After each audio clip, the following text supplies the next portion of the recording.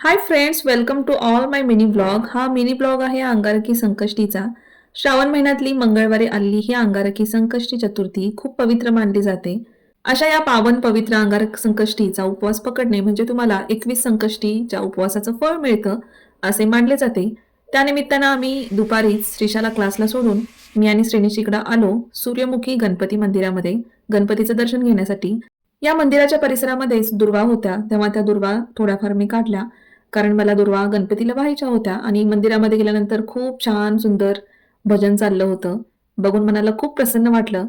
आपल्याला सर्वांना माहितीच आहे आपली महिन्याची संकष्टी राहो आणि अंगारकी संकष्टी स्पेशली प्रत्येक गणपतीच्या मंदिरामध्ये तोबा गर्दी असते. इथे आम्ही आलो होतो तेव्हा 4 वाजले होते आणि काहीच गर्दी नव्हती आणि देवाचं दर्शन, गणपतीची पूजा इतकी छान सुंदर करता आली. गणपती स्तोत्र, अथर्वशीर्ष म्हणता आलं आणि सकाळपासून जी धावपळ चालली होती ती सार्थकी लागली असं मला इथं गणपती मंदिरात आल्यानंतर वाटलं.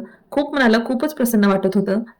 पहिल्यांदाच असं अंगारकी संकष्टीला एवढं सुंदर शांत दर्शन झाल्यामुळे मन भारावूनच गेलं आणि त्या भारावलेल्या मनानेच आम्ही घरी गेलो आणि मस्तपैकी मोदक करायला घेतले आणि इकडे श्रेणीची बडबड सुरू आहे.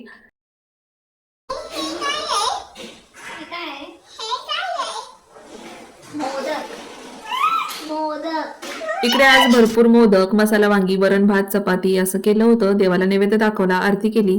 यावर्षी माझ्या काही पाहण्यात व्हिडिओ आले की अंगारकी संकष्टीचा उपवास दुसऱ्या दिवशी सोडायचा, पण आम्ही नेहमीप्रमाणेच अंगारकी संकष्टी दिवशी रात्री उपवास सोडला. तुमच्याकडे काय करतात, कोणती पद्धत आहे हे नक्की सांगा. चला तर मग बाय बाय.